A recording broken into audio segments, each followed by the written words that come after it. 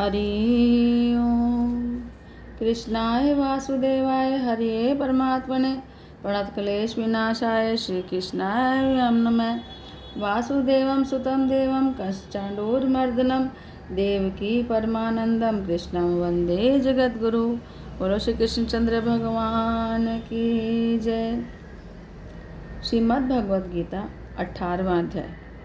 अर्जुन बोले, हे महाभाव, हे अंतर्यामी, हे वासुदेव, मैं संन्यास और त्याग के तत्व को अलग अलग जानना चाहता हूँ।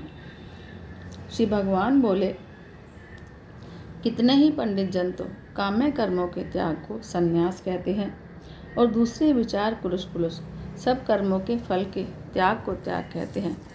कई एक विद्वान ऐसा कहते हैं कि कर्म मात्र दोषयुक्त है, इसलिए त्यागने के योग्य है, और दूसरे विद्वान यह कहते हैं कि यज्ञ, दान और तप रूप कर्म त्यागने के योग्य नहीं है।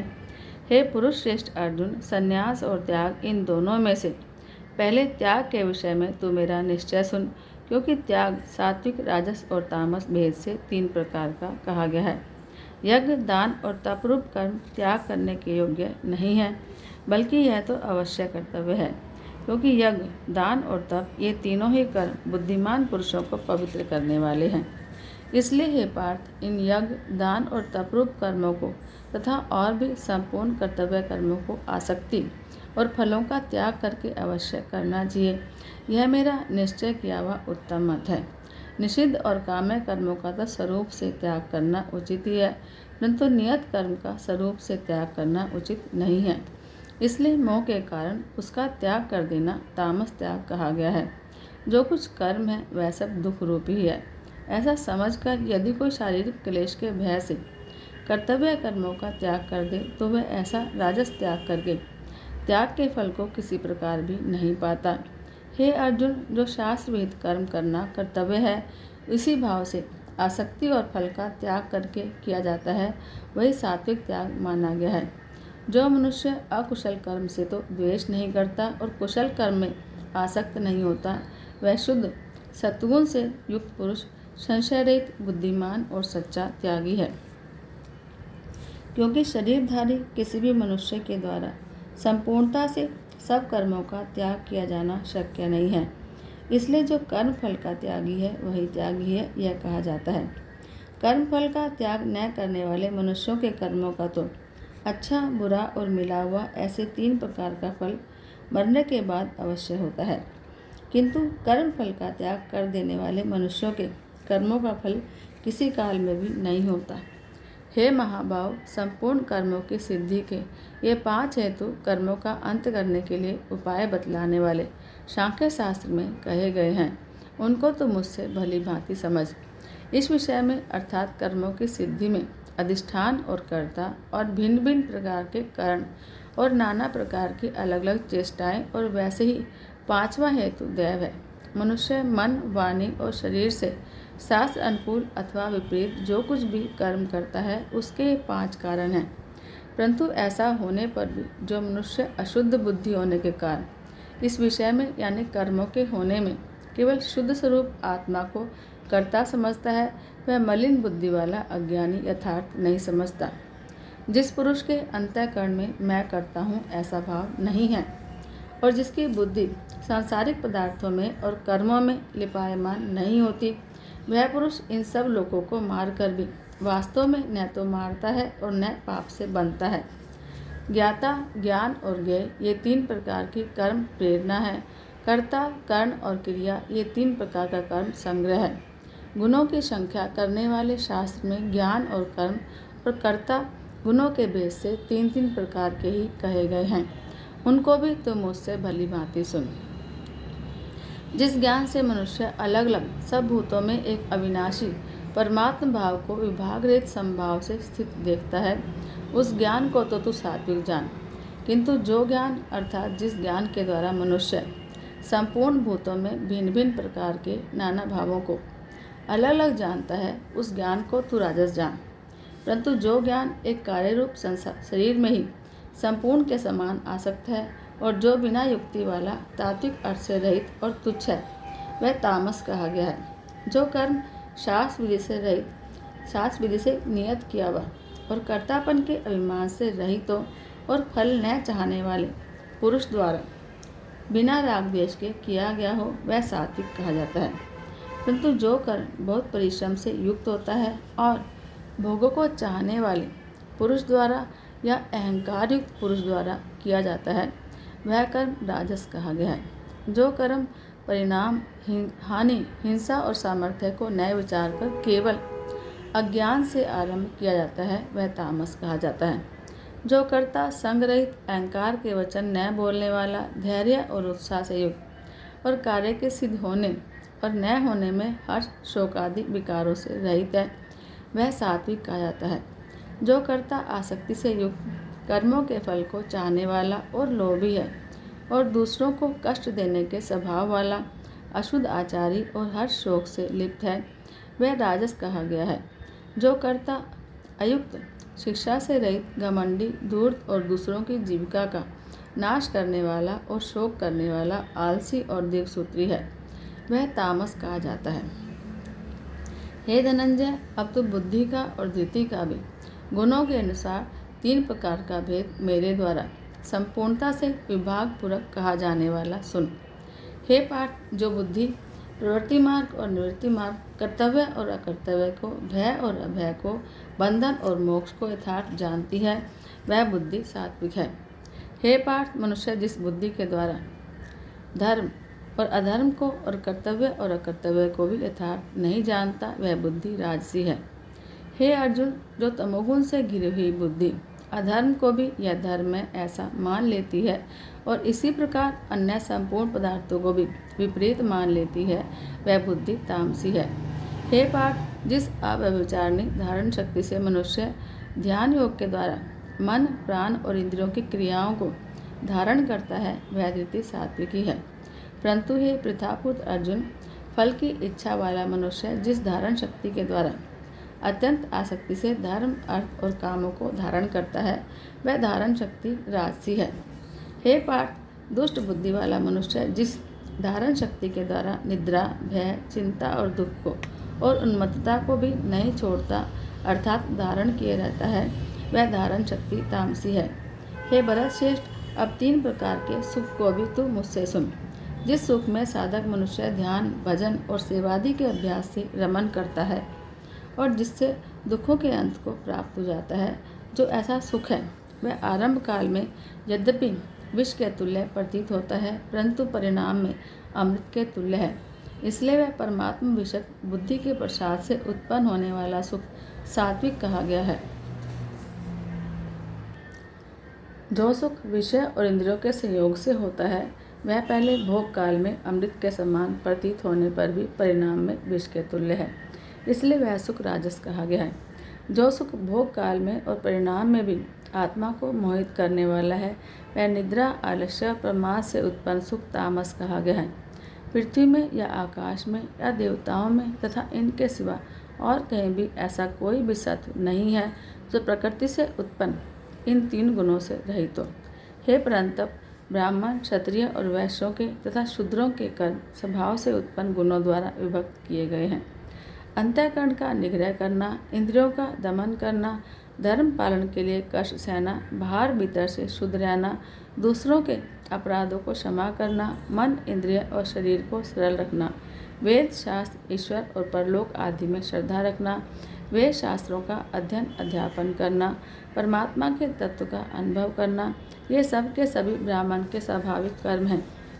शूरवीरता, तेज, धैर्य, चतुरता और युद्ध से न भागना, दान देना, स्वामी भाव, ये सब के सभी क्षत्रिय के स्वाभाविक कर्म हैं।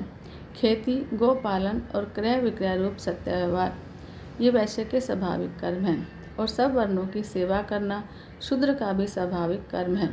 अपने अपने स्वाभाविक कर्मों में तत्परता से लगा हुआ मनुष्य भगवत प्राप्ति रूप परम सिद्धि को प्राप्त हो जाता है। अपने स्वाभाविक कर्म में लगा हुआ मनुष्य जिस जिस प्रकार से कर्म करके परम सिद्धि को प्राप्त होता है उस विधि को तो सुन।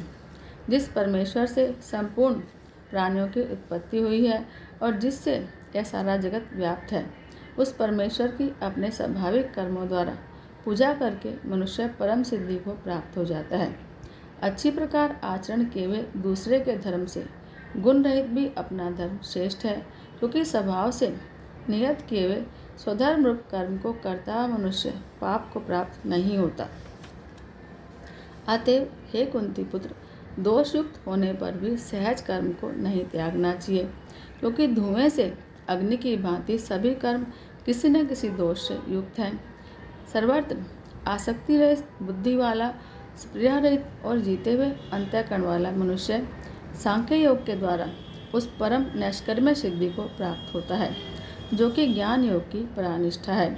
उस नैष्कर्म्य सिद्धि को जिस प्रकार से प्राप्त होकर मनुष्य ब्रह्म को प्राप्त होता है, उस प्रकार को हे कुंतीपुत्र तुम मुझसे सुन।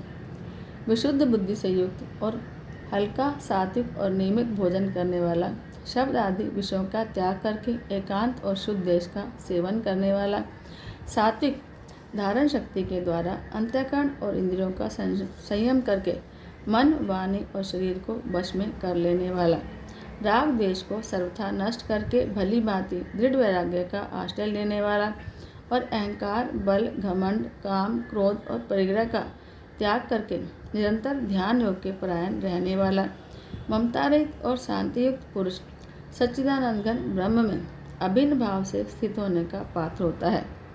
फिर वह सच्चिदानंद घन ब्रह्म में एक ही भाव से स्थित प्रसन्न मन वाला योगी न तो किसी के लिए शोक करता है और न किसी की आकांक्षा ही करता है।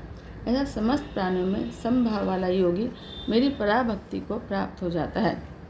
उन पराभक्ति के द्वारा वह मुझ परमात्मा को मैं जो हूँ और जितना हूँ ठीक वैसा का वैसा तत्व से जान लेता है और उस भक्ति से मुझको तत्व से जानकर तत्काल ही मुझ में प्रविष्ट हो जाता है। मेरे परायण हुआ कर्म योगी तो संपूर्ण कर्मों को सदा करता हुआ भी मेरी कृपा से सनातन अविनाशी परम पद को प्राप्त हो जाता है। सब कर्मों को मन से मुझ में अर्पण करके और समबुद्धि योग को अवलंबन करके मेरे परायण और निरंतर मुझ में चित्त वाला हो।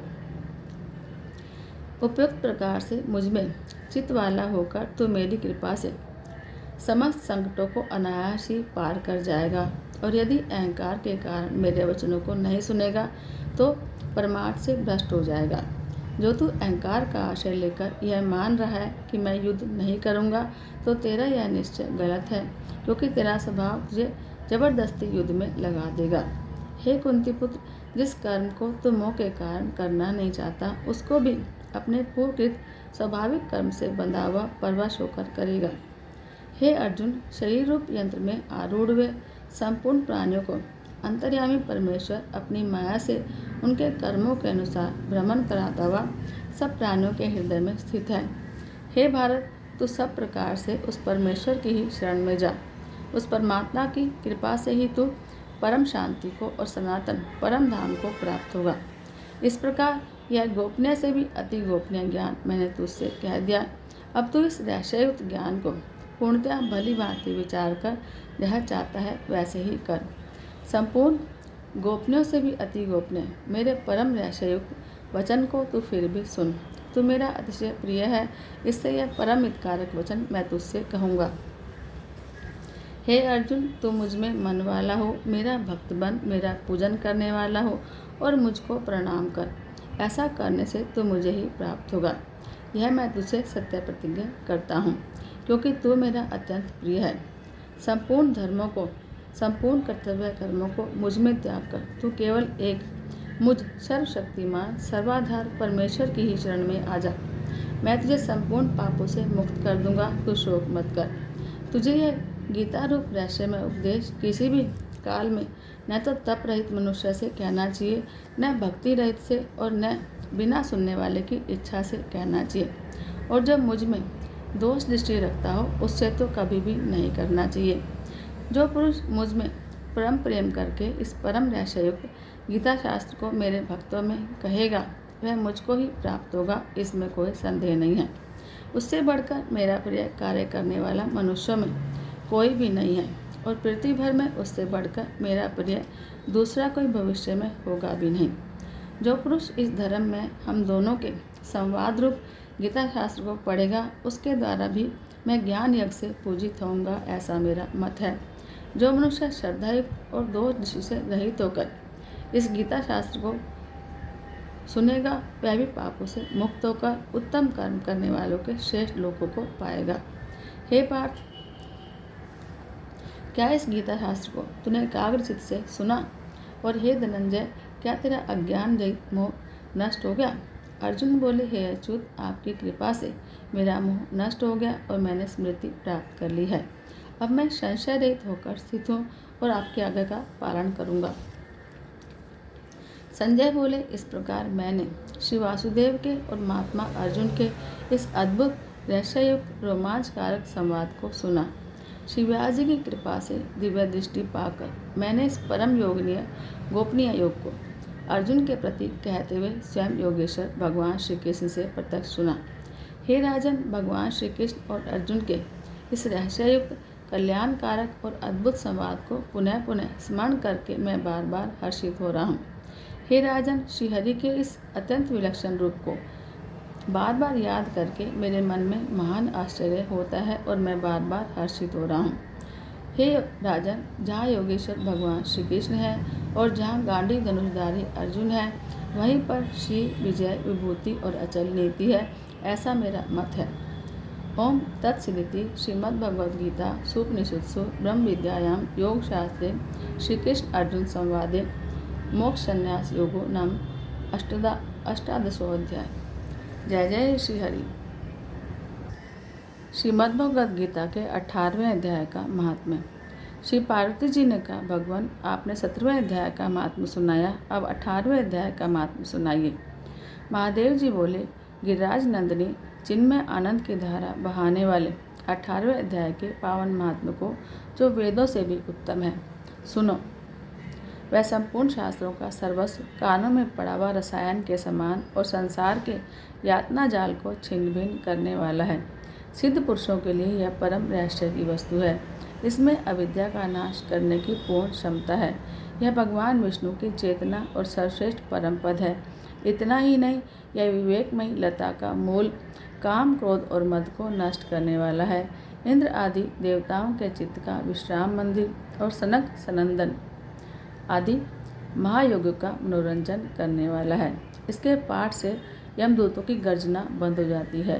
पार्वती, इससे बढ़कर कोई ऐसा रहस्यमय उपदेश नहीं है जो संतप्त मानवों के त्रिविध ताप को हरने वाला और बड़े बड़े पातकों का नाश करने वाला हो। 18वें अध्याय का लोकोत्तर महात्म्य है। इसके संबंध में एक पवित्र उपाख्यान है, उसे भक्तिपूर्वक सुनो। उसके सुनने मात्र से जीव समस्त पापों से मुक्त हो जाता है। मेरुगिरी के शिखर अमरावती नाम वाली एक रमणीय पुरी है। उसे पूर्व काल में विश्वकर्मा ने बनाया था। उस पुरी में देवताओं द्वारा सेवित इंद्र सची के साथ निवास करते थे। एक दिन वे सुख से बैठे थे। इतने में ही उन्होंने देखा कि भगवान विष्णु के दूतों से सेवित एक अन्य पुरुष वहाँ आ रहा है। इंद्र उस नए आए हुए पुरुष के तेज से तिरस्कृत होकर तुरंत ही अपने मणिमय सिंहासन से मंडप में गिर पड़े। तब इंद्र के सेवकों ने देवलोक के साम्राज्य का मुकुट उस नए इंद्र के मस्तक पर रख दिया। फिर तो दिव्य गीत गाती हुई दिव्यांगनाओं के साथ सब देवता उनकी आरती उतारने लगे। ऋषियों ने वेद मंत्रों का उच्चारण करके उन्हें अनेक आशीर्वाद दिए। गंधर्वों का ललित स्वर में मंगलगान होने लगा। इस प्रकार इस नवीन इंद्र का सुयज्ञों का अनुष्ठान किए बिना ही नाना प्रकार के उत्सवों से सेवित देखकर पुराने इंद्र को बड़ा विस्मय हुआ। वे सोचने लगे, इसने तो मार्ग में न कभी प्याऊ बनवाए हैं, न पोखरे खुदवाए हैं, न पथिकों को विश्राम देने वाले बड़े बड़े वृक्ष लगवाए हैं। अकाल पड़ने पर अन्नदान के द्वारा इसने प्राणियों का सत्कार भी नहीं किया है। इसके द्वारा तीर्थों में सत्र और गांव में यज्ञ का अनुष्ठान भी नहीं हुआ। फिर इसने यह भाग्य की दी हुई ये सारी वस्तुएं कैसे पाली? इस चिंता से व्याकुल होकर इंद्र भगवान विष्णु से पूछने के लिए प्रेमपूर्वक क्षीर सागर के तट पर गए। वहाँ अचानक अपने साम्राज्य से भ्रष्ट होने का दुख बताते हुए बोले, लक्ष्मीकांत, मैंने पूर्व काल में आपकी प्रसन्नता के लिए 100 यज्ञों का अनुष्ठान किया था। उसी के पुण्य से मुझे इंद्र पद की प्राप्ति हुई थी। किंतु इस समय स्वर्ग में कोई दूसरा ही इंद्र अधिकार जमाए बैठा है। उसने तो न कभी धर्म का अनुष्ठान किया है, न यज्ञों का। फिर उसने मेरे दिव्य सिंहासन पर कैसे अधिकार जमाया है? श्री भगवान बोले, इंद्र, वह गीता के 18वें अध्याय में से 5 श्लोकों का प्रतिदिन पाठ करता है, उसी के पुण्य से उसने तुम्हारे उत्तम साम्राज्य को प्राप्त कर लिया है। गीता के 18वें अध्याय का पाठ सब पुण्यों का शिरोमणि है। उसी का आशय लेकर तुम भी पद पर स्थित हो सकते हो। भगवान विष्णु के ये वचन सुनकर और उस उत्तम उपाय को जानकर इंद्र भगवान का वेश बनाए गोदावरी के तट पर गए। वहाँ उन्होंने कालिका ग्राम नामक उत्तम और पवित्र नगर देखा, जहाँ काल का भी मर्दन करने वाले भगवान कालेश्वर विराजमान है। वहीं गोदावरी तट पर एक परम धर्मात्मा ब्राह्मण बैठे थे, जो बड़े ही दयालु और वेदों के पारंगत विद्वान थे। वे अपने मन को वश में करके हर रोज गीता के 18वें अध्याय का स्वाध्याय किया करते थे।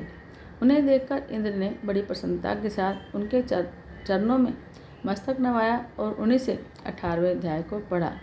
फिर उसी के पुण्य से उन्होंने श्री विष्णु का सायुज्य प्राप्त कर लिया। इंद्र आदि देवताओं का पद बहुत छोटा है, यह जानकर वे परम हर्ष के साथ बैकुंठ धाम को गए। अतः यह अध्याय मुनियों के लिए श्रेष्ठ परम तत्व है। पार्वती 18वें अध्याय के इस दिव्य महात्मा का वर्णन समाप्त हुआ। इसके सुनने से मनुष्य सब पापों से मुक्त हो जाता है। इस प्रकार सारे गीता का पाप नाशक महात्मा बताया गया। महाभाग जो पुरुष श्रद्धा युक्त होकर इसको सुनता है, वह समस्त यज्ञों का फल पाकर अंत में श्री विष्णु का सायुज्य प्राप्त कर लेता है। हरि ओम। बोलो श्री कृष्णचंद्र भगवान की जय।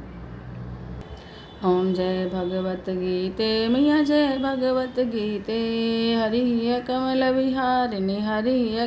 विहारिणी सुंदर सुपुनी। ओम जय भगवत गीते। कर्म सुमर्म प्रकाशिनी कामा शक्ति हरा मैया कामा शक्ति हरा। तत्व ज्ञान विकासिनी विद्या ब्रह्म परा। ओम जय भगवत गीते। निश्चल भक्ति विधायिनी निर्मल मलहारी मैया निर्मल मलहारी। शरण रहस्य प्रदायिनी सब विधि सुखकारी। ओम जय भगवत गीते। राग देश विदारिणी कारिणी मोद सदा मैया कारिणी मोद सदा। भव भयहारिणी तारिणी परमानंद प्रदा। ओम जय भगवत गीते। आसुर भाव विनाशिनी नाशिनी तम रजनी मैया नाशिनी तम रजनी। दैवी सद्गुण दायिनी हरि रसिका सजनी। ओम जय भगवत गीते। समता त्याग सिखावनी हरिमुख की वाणी मैया हरिमुख की वाणी। सकल शास्त्र की स्वामिनी श्रुतियों की रानी। ओम जय भगवत गीते। दया सुधा बरसावनी मातु कृपा कीजिए मैया मातु कृपा कीजिए। हरिपद प्रेम दान कर अपनों कर लीजिए। ओम जय भगवत गीते। बोलो श्री कृष्णचंद्र भगवान की जय। जय जय श्री राधे। जय जय श्री राधे। जय जय श्री राधे।